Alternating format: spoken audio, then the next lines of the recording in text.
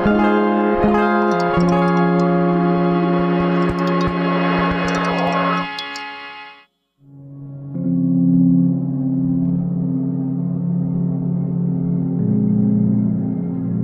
here on the banks of the River Lee, where something has been attacking and killing full-grown Canada geese, which are big, powerful birds. It's interesting that at the time of the Olympics, we have an Olympic monster in the river.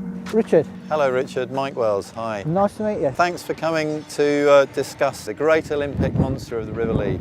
Yes, well, fascinating. So what was it you saw and when? We were sat on the back deck of my boat, and there were a group of Canada geese, and there was one goose a little bit separated from the group. Suddenly, this goose went vertically down into the water. Me and Steve kind of looked at each other in amazement, and we were kind of looking to see if it reappeared. There have been a number of theories about what the creature in the River Lee is, some of them more fanciful than others. Some people have suggested crocodiles and alligators. These are tropical reptiles, and they are formidable beasts. They can kill full-grown tigers, but they're not going to be found in the middle of London. It's far too cold. Same with python. I investigated a very similar case in Lancashire in 2002. Witnesses there said there was something the size of a car swimming around, attacking full-grown swans. Yeah. And I was saying to my colleague, there is no way a big predator can live in this lake, just no way. Half an hour later I was eating my words because I saw it come to the surface no more than 6 feet away from me, and it was an 8-foot-long Wells catfish. Whether it is still on this stretch of the river or not, I don't know. The river starts in Luton and it ends up in the Thames, so the creature could be anywhere. It's a tradition to give monsters names. The Loch Ness monster is called Nessie, the monster of Loch Morar is called Morag, the monster of Lake Okenhagen in Canada is Ogopogo. So I would like to take this opportunity to officially call the Olympic monster of the River Lee Old Greg.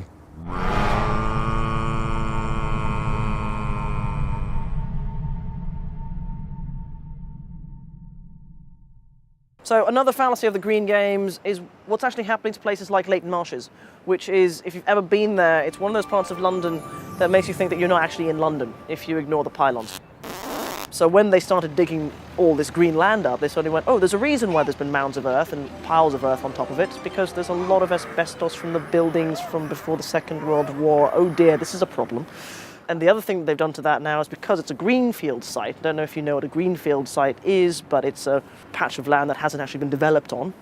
Once you've put a temporary structure like a basketball court on there, it suddenly becomes a brownfield site. So it sets this legal precedent, which then means you can then sell that land and the sky above it for further regeneration.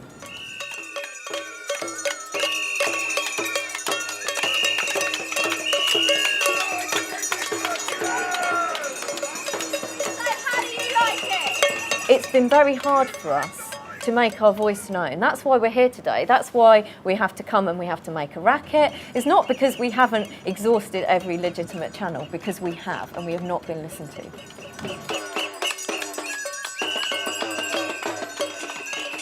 In Waltham Forest, we have really done badly in terms of legacy from the Olympic Games. We've seen how much damage has been done to the land on Leighton Marsh. They have dug up what was under there, the contents of a landfill site.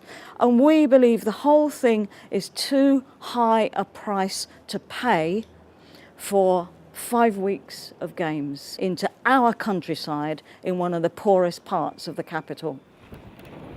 Well, I think the whole thing all along is mirror image language. It's the opposite of what it says. So you see a big sign saying, improving the image of construction, when you're ripping some building down and digging a major hole in the ground. So it actually means improving the image of destruction. And regeneration generally means degeneration. What is this? This is 2-3 weeks worth of sports day stuff that is supposed to totally reinvent 500, 1,000 years of London history and just brush it aside, for a corporate sports day.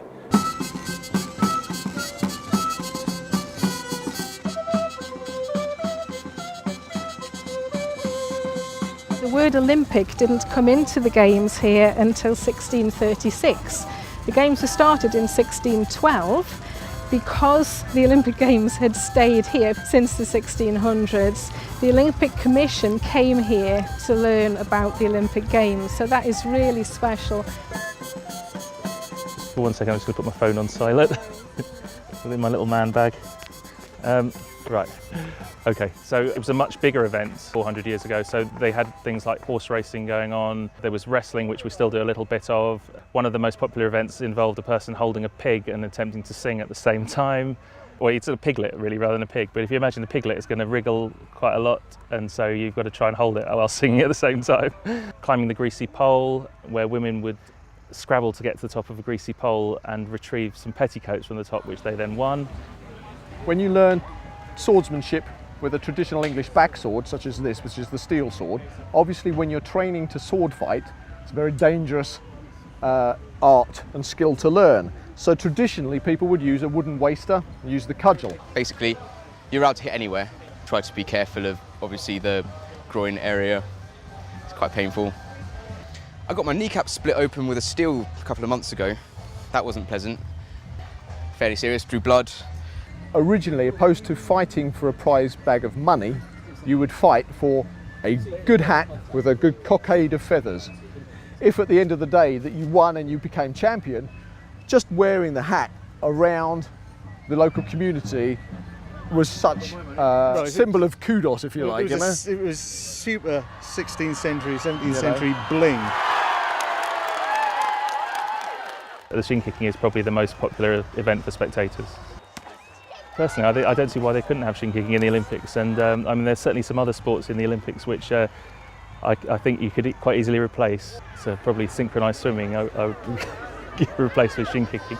I think people just like watching people get hurt. I like this because it is a community event, whereas the hardest sport lover in the middle of London is going to be hard pushed to feel it's really on their doorstep as a community event.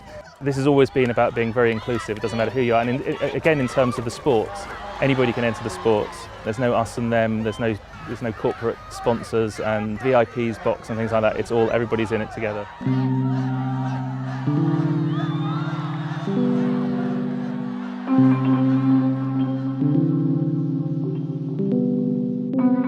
You've got the major franchises, Coca-Cola and McDonald's, and this is an eco-green games. Dow Chemicals, who've been responsible for horrors in India, are doing the wrap that goes around the Olympic Stadium, making it look like a wedding cake.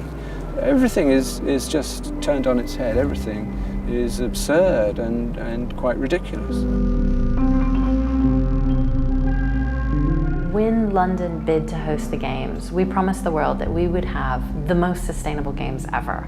And until January, I was a member of something called the Commission for a Sustainable London 2012. We were asked to look at the deal that the London Games organisers had with Dow Chemical. And the more I looked into it, the more compelling evidence was presented to me by organisations like Amnesty International and the Bhopal Medical Appeal to show that Dow Chemical bears responsibility for this tragedy.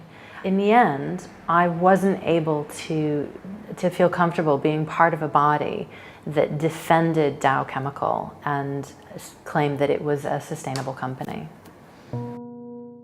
On the night of the 2nd, 3rd December 1984, there was a huge gas leak from a pesticide factory, Union Carbide-owned pesticide factory in Bhopal. This was a factory that was in a very poor state, and it's true to say that even the safety systems have been switched off. So unfortunately, the people there didn't stand much of a chance. The gas was incredibly poisonous. In the first 72 hours, there was 7,000 to 10,000 people killed.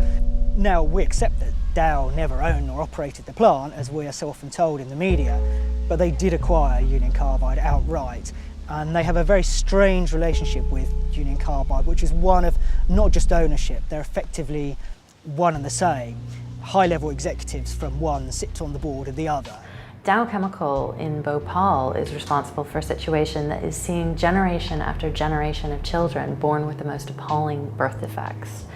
The tragic irony of them sponsoring the Paralympics is pretty overwhelming, to be frank. Sponsors like BP, these large people who've been associated with all kinds of forms of pollution are actually now wearing the green jacket of being the eco-heroes rescuing this wonderful parkland that we're going to be handed back. Rio Tinto is providing the medals that actually go around the athlete's neck. These are one of the most iconic images of the Games, but unfortunately the medal comes from mines that are really environmentally problematic, and the local communities are fighting to get those mines either closed down or run more responsibly. My name is Benny Wenda. I'm from West Papua. I'm also ex-political prisoner and independent leader, and now I'm living in exile. Rio Tinto is a part of the problem in West Papua. Even the human rights violations, our mountain being destroyed, our river polluted. This company are indirectly or directly support Indonesia committed genocide my people. Rio Tinto need to admit it. The goal is the blood of my people.